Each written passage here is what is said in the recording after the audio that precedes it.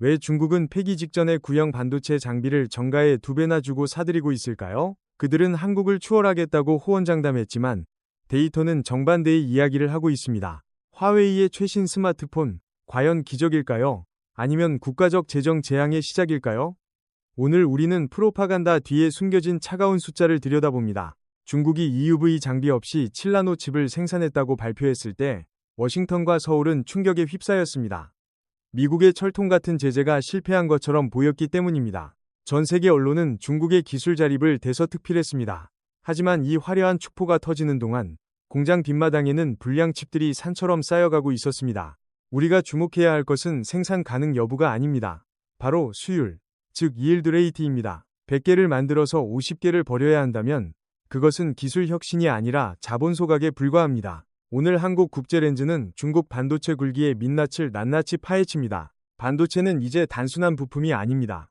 국가의 운명을 결정짓는 전략 자산입니다. 복잡한 국제 정세와 기술 패권 전쟁의 최전선에서 대한민국이 나아가야 할 길을 모색합니다. 지정학적 시선으로 세상을 읽는 곳, 한국국제렌즈입니다. 오늘 영상에서는 화웨이 기린 9000S 프로세서의 비밀, DUV 멀티 패터닝 기술의 치명적인 한계, 그리고 ASML 장비 차단이 가져올 미래를 분석합니다. 또한 이 모든 상황이 삼성전자와 SK하이닉스에게 어떤 기회와 위기를 동시에 가져다 주는지 심층 분석하겠습니다. 2023년 8월, 화웨이는 예고 없이 메이트 60 프로를 출시했습니다. 진화 러몬도 미국 상무장관의 방중 시기에 맞춘 명백한 정치적 도발이었습니다. 분해된 폰 안에서는 중국 파운드리 SMIC가 제조한 7나노 칩, 기린 9000S가 발견되었습니다. 업계 전문가들은 당혹해했습니다. 7나노 공정은 네덜란드 ASML사의 EUV, 즉 극자외선 노광 장비 없이는 불가능하다고 여겨졌기 때문입니다. 중국은 이미 EUV 장비 수입이 전면 차단된 상태였습니다. 그렇다면 도대체 어떻게 이 칩을 만들어낸 것일까요? 정답은 바로 기존 장비의 극한 활용이었습니다. 중국은 제재 대상이 아닌 구형 DUV, 즉 심자외선 장비를 사용했습니다. 하지만 DUV는 7나노 회로를 그리기엔 파장이 너무 깁니다. 여기서 그들은 멀티 패터닝이라는 고육지책을 꺼내듭니다. 이 기술을 쉽게 설명해 보겠습니다. 여러분이 아주 세밀한 그림을 그려야 하는데 가지고 있는 붓이 너무 두껍다고 상상해 보십시오. 한 번에 그릴 수 없으니 붓을 여러 번 겹쳐서 칠하고 깎아내며 억지로 얇은 선을 만들어내는 것입니다. EUV 장비가 한 번에 노광으로 끝낼 작업을 DUV 장비는 쿼드러플 패터닝, 즉 4번의 공정을 반복해야 합니다. 이론적으로는 가능합니다. 하지만 공정 단계가 늘어난다는 것은 그만큼 불량이 발생할 확률이 기하급수적으로 늘어난다는 뜻입니다. 4번의 덧칠 중 한 번이라도 미세한 오차가 발생하면 그 웨이퍼는 전체를 폐기해야 합니다. 이것이 바로 중국이 직면한 첫 번째 물리적 한계입니다. 기술적으로 구현했다는 것과 상업적으로 양산한다는 것은 완전히 다른 차원의 문제입니다. 텍인사이트와 같은 분석기관들은 기린 9000S를 분석한 후 놀라운 기술적 성취라고 평하면서도 동시에 경제적 타당성이 없는 제품이라는 꼬리표를 달았습니다. 겉으로는 최신 폰이지만 속은 비효율의 극치를 달리고 있었기 때문입니다. 그럼에도 불구하고 중국 언론은 미국의 봉쇄를 뚫었다며 환호했습니다. 애국 소비 열풍이 불었고 화웨이 매장 앞은 인산인해를 이루었습니다. 하지만 이 열기가 가라앉은 지금 우리는 냉정한 계산기를 두드려봐야 합니다. 이제 비용 이야기를 해봅시다. 반도체 제조에서 시간은 곧 돈입니다. DUV를 이용한 멀티 패터닝은 EUV 공정에 비해 시간이 훨씬 오래 걸립니다. 더 많은 장비가 필요하고 더 많은 전력을 소모하며 더 많은 화학약품을 씁니다. 앞서 말한 롤러로 모나리자 그리기 비유로 돌아가 봅시다. 롤러로 모나리자를 그릴 수는 있습니다. 하지만 붓으로 1시간이면 그릴 것을 롤러로는 100시간이 걸립니다. 그리고 완성된 그림 10장 중 9장은 망쳐서 버려야 합니다. 이 비효율적인 공정의 비용은 고스란히 칩 가격에 반영되거나 아니면 제조사가 손실을 떠안아야 합니다. 현재 중국의 경우 정부 보조금이 이 막대한 손실을 메우고 있습니다. 즉, 칩 하나를 팔 때마다 세금이 녹아내리고 있는 셈입니다. SMIC의 재무제표는 이러한 현실을 반영하기 시작했습니다. 매출은 늘었을지 몰라도 이익률은 급감하고 있습니다. 첨단 공정 비중이 늘어날수록 적자폭이 커지는 성장의 역설에 빠진 것입니다. 이것이 바로 상처뿐인 영광의 실체입니다. 반면 삼성전자와 TSMC는 EUV 공정이 안정화 단계에 접어들었습니다. 한 번의 노광으로 정밀한 회로를 그려내며 생산 단가를 획기적으로 낮췄습니다. 중국이 100원을 들여 만드는 것을 한국과 대만은 50원, 아니 30원에 만들고 있는 격차입니다. 물리학은 거짓말을 하지 않습니다. 빛의 파장 한계를 극복하려는 시도는 존중받을 만하지만 상업적 대량 생산의 세계에서 물리법칙을 거스르는 비용은 혹독합니다. 중국은 지금 그 비용 청구서를 받아들고 있습니다. 이제 가장 핵심적인 지표, 수율에 대해 깊이 들어가 봅시다. 수율은 웨이퍼 한 장에서 정상 작동하는 칩이 얼마나 나오는지를 나타내는 비율입니다. 반도체 기업의 생존은 오로지 이 숫자에 달려 있습니다. 업계 내부 소식통에 따르면 SMIC의 7나노 공정 수율은 50% 미만으로 추정됩니다. 심지어 초기에는 15% 수준이었다는 보고도 있습니다. 이는 웨이퍼 한 장을 투입하면 절반 이상, 심하면 85%가 쓰레기통으로 들어간다는 뜻입니다. 비교를 위해 삼성전자와 TSMC의 수율을 볼까요? 성숙 공정의 경우 90% 이상, 최첨단 공정도 안정화되면 60, 70%를 상회합니다. 50% 미만의 수율로는 정상적인 비즈니스가 불가능합니다. 팔면 팔수록 손해인 구조이기 때문입니다. 그렇다면 화웨이는 어떻게 이 칩을 탑재한 폰을 팔 수 있었을까요? 답은 간단합니다. 천문학적인 돈을 태워서 분량을 메우는 것입니다. 정상 칩 하나를 얻기 위해 웨이퍼 2장 값을 지불하는 셈인데 이는 국가적 지원 없이는 불가능한 일입니다. 낮은 수율은 단순히 비용 문제에 그치지 않습니다. 칩의 성능과 신뢰성에도 영향을 미칩니다. 억지로 만들어진 칩은 발열이 심하고 전력 효율이 떨어질 가능성이 높습니다. 실제로 메이트 60 프로 사용자들 사이에서 발열 이슈가 꾸준히 제기되었습니다. 이런 좀비 칩 생산 방식은 지속 가능하지 않습니다. 단기적으로는 애국심 마케팅으로 버틸 수 있겠지만 글로벌 시장에서의 경쟁력은 제로에 가깝습니다. 소비자는 결국 더 빠르고 더 차갑고 더 오래가는 배터리를 가진 폰을 선택하기 마련입니다. 반도체 수율은 1급 기밀입니다. 하지만 장비 반입량, 웨이퍼 투입량, 그리고 최종 출하량을 역산하면 추정치가 나옵니다. 서방 정보기관과 시장조사 업체들이 내놓는 데이터가 일관되게 SMIC의 낮은 수율을 지적하는 것은 우연이 아닙니다. 중국은 스스로 파남정에 빠졌습니다. 기술 자립이라는 정치적 구호를 위해 경제적 합리성을 희생시킨 것입니다. 이것은 마치 올림픽 금메달을 위해 선수의 생명을 갉아먹는 도핑을 하는 것과 다를 바 없습니다. 삼성전자와 SK하이닉스에게 이는 중요한 신호입니다. 중국의 추격이 매섭게 보였지만 실상은 모래 위에 지은 성이라는 것을 확인했기 때문입니다. 하지만 방심은 금물입니다. 그들은 막대한 자본으로 언젠가는 수율을 개선할 수도 있습니다. 그러나 수율 문제보다 더 시급하고 치명적인 위협이 다가오고 있습니다. 바로 장비의 유지보수 문제입니다. 아무리 좋은 페라리도 엔진 오일을 갈지 못하면 결국 멈춰섭니다. 중국 반도체 공장의 시계가 멈추고 있습니다. 세계 유일의 노광장비 제조사 ASML. 그들은 미국의 요청에 따라 중국 내 장비에 대한 유지보수 서비스를 중단했습니다. 이는 중국에 이미 설치된 DUV 장비들조차 시한부 인생이 되었다는 것을 의미합니다. 노광 장비는 수천 개의 초정밀 부품으로 이루어져 있습니다. 렌즈 하나, 레이저 모듈 하나만 고장나도 전체 라인이 멈춥니다. 부품 공급이 끊긴 상황에서 중국 엔지니어들은 마른 수건을 짜내듯 버티고 있습니다. 업계에서는 이미 장비 돌려막기가 시작되었다고 봅니다. 고장난 장비를 고치기 위해 멀쩡한 다른 장비를 뜯어내 부품을 조달하는 것입니다. 이는 전체 생산 능력을 갉아먹는 자해행위나 다름없습니다. 서두에 언급했던 중국이 중고 장비를 2배 가격에 산다는 뉴스의 배경이 바로 여기입니다. 그들은 부품용으로 쓸 수 있는 장비라면 20년 된 고물이라도 닥치는 대로 사들이고 있습니다. 절박함의 증거입니다. 물론 암 시장을 통한 밀수도 이루어지겠죠. 하지만 국가 단위의 대량 생산 라인을 밀수품으로 유지하는 것은 불가능합니다. 반도체 공장은 24시간 365일 돌아가야 하며 안정적인 공급망 없이는 단 하루도 버틸 수 없습니다. 하드웨어뿐만이 아닙니다. 소프트웨어 업데이트 차단은 더 치명적입니다. 최신 공정 레시피와 오류 수정 패치를 받지 못하는 장비는 시간이 지날수록 바보가 되어갑니다. 수율은 더 떨어지고 분량은 더 늘어날 것입니다. 중국도 SME와 같은 자국 장비 업체를 육성하고 있습니다. 하지만 그들의 기술 격차는 아직 큽니다. ASML이 수십 년간 전 세계 광학 기술을 집대성에 만든 장비를 단기간에 복제하는 것은 불가능에 가깝습니다. 시간은 중국의 편이 아닙니다. 비축해둔 부품은 바닥을 보이고 있고 장비들은 노후화되고 있습니다. 1, 2년 내에 중국 반도체 라인 가동률이 급격히 떨어지는 장비 절벽이 올 것이라는 예측이 지배적입니다. 이러한 상황에서 중국은 내 것이 공정에 집중하는 전략으로 선회하고 있습니다. 전기차나 가전제품에 들어가는 28나노 이상의 칩 시장을 장악하려는 것입니다. 하지만 첨단 AI 시대의 패권은 거기서 나오지 않습니다. 바로 여기서 우리는 반도체 전쟁의 진짜 전장, AI로 시선을 돌려야 합니다. 중국이 칠라노라는 과거의 숙제와 씨름하는 동안 세계는 이미 HBM이라는 새로운 미래로 질주하고 있습니다. 챗 GPT가 쏘아 올린 생성형 AI 혁명. 이 거대한 파도를 타기 위해선 GPU와 짝을 이룰 고대역폭 메모리, HBM이 필수입니다. 그리고 이 HBM 시장은 한국 기업들의 동무대입니다. SK하이닉스와 삼성전자는 HBM 시장 점유율 90% 이상을 장악하고 있습니다.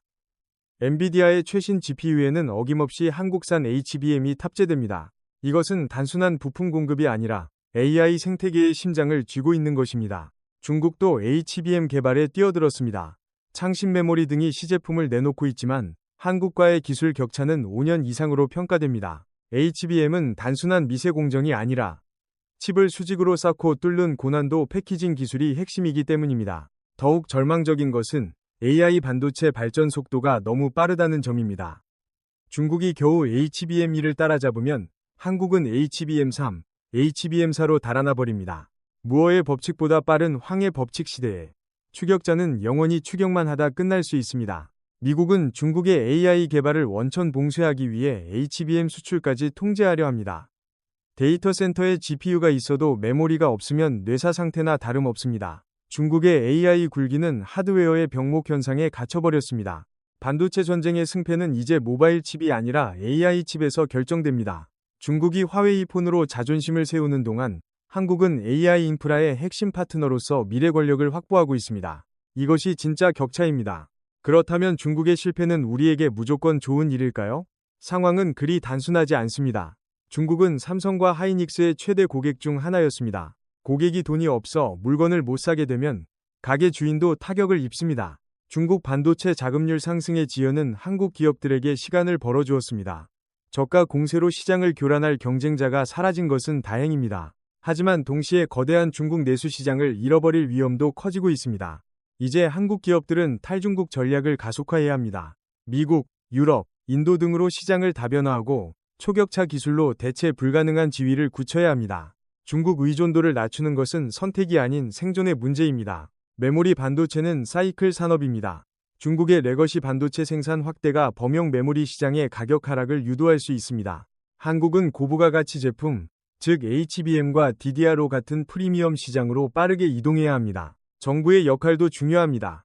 미국과 중국 사이에서 줄타기 외교를 하는 시대는 지났습니다. 기술 동맹을 통해 공급망의 안정성을 확보하고 국내 반도체 생태계를 보호하는 강력한 법안과 지원이 필요합니다.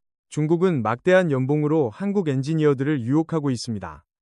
기술 유출은 기업의 손실을 넘어 국가 안보의 위협입니다. 인재를 지키는 것이야말로 기술 패권 전쟁의 마지막 보루입니다.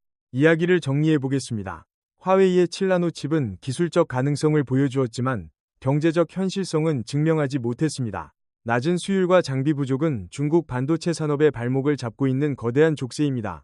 프로파간다는 사람들의 눈을 잠시 가릴 수 있습니다.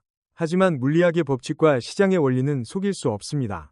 폐기물이 50%가 넘는 공장은 언젠가 문을 닫거나 세금으로 연명하는 좀비 기업이 될 뿐입니다. 중국은 멈추지 않을 것입니다. 그들의 의지와 자본력을 과소평가해서는 안 됩니다. 하지만 방향이 잘못된 노력은 실패를 가속화할 뿐입니다.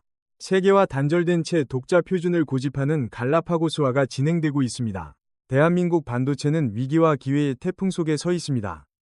중국의 추격을 따돌리고 AI 시대의 파도를 타야 합니다. 우리의 기술력이 곧 우리의 국방력이고 우리의 경제력입니다. 진실은 차가운 데이터 속에 있습니다. 그리고 그 데이터는 아직 한국이 승기를 잡고 있다고 말합니다. 하지만 그 승리를 지키는 것은 끊임없는 혁신뿐입니다. 안주하는 순간 우리도 언제든 추월당할 수 있습니다. 여러분의 생각은 어떠신가요? 중국의 반도체 굴기, 과연 성공할 수 있을까요? 아니면 거품처럼 꺼질까요? 댓글로 여러분의 통찰력 있는 의견을 남겨주십시오. 삼성과 SK하이닉스를 응원하신다면 좋아요를 눌러주세요. 세상의 흐름을 읽는 가장 날카로운 시선, 한국국제렌즈였습니다. 다음 시간에는 더욱 심도 있는 지정학 분석으로 찾아오겠습니다. 시청해주셔서 감사합니다. 미대선 결과가 반도체 전쟁에 미칠 영향도 무시할 수 없습니다. 미국의 대중 제재 기조가 강화될수록 중국의 기술 자립 시도는 더욱 거칠어질 것입니다. 이는 글로벌 공급망에 또 다른 충격을 줄 수 있습니다. 실리콘을 넘어선 차세대 소재 전쟁도 시작되었습니다. 갈륨 비소, SiC 등 전력 반도체 분야에서 중국은 틈새 시장을 노리고 있습니다. 우리는 주류 시장뿐만 아니라 이 새로운 전장도 예의주시해야 합니다. 중국은 희토류 수출 통제라는 카드를 쥐고 있습니다. 반도체 제조에 필수적인 갈륨, 게르마늄 수출을 제한하며 서방을 압박하고 있죠. 이는 자원이 무기화되는 신냉전 시대의 단면을 보여줍니다. 일본의 부활도 변수입니다. 구마모토에 TSMC 공장을 유치하고 라피더스를 통해 최첨단 공정에 도전하고 있습니다. 한미일 반도체 동맹 속에서도 미묘한 경쟁 기류가 흐르고 있습니다. 대만 해협의 지정학적 리스크는 반도체 산업의 가장 큰 블랙스완입니다.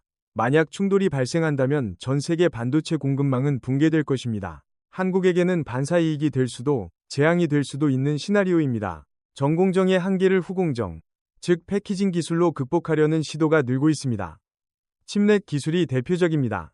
중국도 이 분야에 사활을 걸고 있는데 장비 제재를 우회할 수 있는 틈새가 될 수 있기 때문입니다. 중국 기업들은 한국 퇴직 임원들에게 백지수표를 제시합니다. 기술 유출 방지를 위한 법적 제재도 중요하지만 엔지니어들이 국내에서 정당한 대우를 받고 자부심을 가질 수 있는 문화를 만드는 것이 근본적인 해결책입니다. 중국 정부의 반도체 펀드, 일명 대기금의 규모는 상상을 초월합니다. 수백조 원이 투입되고 있습니다. 비록 효율은 떨어지더라도 물량 공세가 지속되면 언젠가는 성과가 나올 수 있다는 점을 경계해야 합니다. 중국 소비자의 애국주의 성향은 강력한 무기입니다. 성능이 조금 떨어져도 국산품을 사주는 14억 인구는 기업에게 든든한 버팀목입니다. 화웨이가 살아남은 비결이자 앞으로도 버틸 수 있는 힘의 원천입니다. 글로벌 기업들도 딜레마에 빠져 있습니다. 엔비디아나 인텔 등 미국 기업들도 중국 시장을 포기하고 싶어 하지 않습니다. 제재의 틈새를 찾아 중국 전용 칩을 만드는 등 두더지 잡기 게임은 계속될 것입니다. 결국 승부는 기술적 특이점에서 갈릴 것입니다. 양자 컴퓨터나 뉴로모픽 칩 같은 차세대 기술에서 누가 선점을 하느냐가 중요합니다. 지금의 7나노 논쟁은 10년 뒤에는 구석기 시대의 이야기처럼 들릴 수도 있습니다. 우리는 중국을 조롱하기만 해서는 안 됩니다. 그들의 실패를 타산지석으로 삼아야 합니다. 무리한 목표 설정과 보여주기식 행정이 어떤 결과를 초래하는지 뼈아픈 교훈을 얻어야 합니다. 오늘 우리는 화웨이의 7나노 칩이 가진 빛 좋은 개살구 같은 현실을 보았습니다. 멀티 패터닝의 비효율성, 처참한 수율, 그리고 다가오는 장비 유지보수의 위기까지 모든 데이터가 중국의 고전을 가리키고 있습니다. 동시에 HBM을 필두로 한 한국 반도체의 위상도 재확인했습니다. AI 시대의 도래는 준비된 자에게는 축복이지만 준비되지 않은 자에게는 재앙입니다. 한국은 지금 그 축복의 중심에 서 있습니다. 하지만 역사는 영원한 승자를 허락하지 않습니다. 인텔의 추락이 보여주듯 거인도 한순간에 무너질 수 있습니다. 삼성과 SK하이닉스, 그리고 대한민국 정부와 국민 모두가 긴장의 끈을 놓지 말아야 할 때입니다. 초격차, 2등이 감히 넘볼 수 없는 격차를 만드는 것만이 살 길입니다. 기술 개발에 대한 과감한 투자와 규제 혁파, 그리고 실패를 두려워하지 않는 도전 정신이 필요합니다. 반도체는 산업의 쌀이자 21세기의 석유입니다. 이 자원을 지배하는 자가 미래를 지배합니다. 대한민국이 그 지배자의 자리를 굳건히 지킬 수 있기를 바랍니다. 오늘 영상 제작에는 블룸버그, 로이터, 테크인사이트의 최신 리포트와 반도체 산업협회의 데이터를 참고했습니다. 더 자세한 정보는 설명란의 링크를 확인해 주시기 바랍니다. 영상이 유익하셨다면 구독과 알림 설정을 부탁드립니다. 여러분의 작은 관심이 더 좋은 콘텐츠를 만드는 큰 힘이 됩니다. 주변에 반도체나 경제에 관심 있는 분들에게도 공유해 주세요. 다음 영상에서는 대만 침공 시나리오와 TSMC의 운명에 대해 다룰 예정입니다. 지정학적 위기가 반도체 공급망에 미칠 파장을 시뮬레이션해 봅니다. 놓치지 마세요. 화면에 나오는 추천 영상도 함께 시청해 보시면 오늘 주제를 이해하는 데 더욱 도움이 될 것입니다. 반도체 전쟁의 큰 그림을 퍼즐처럼 맞춰보세요. 지금까지 한국국제렌즈였습니다. 편안한 하루 보내십시오. 감사합니다.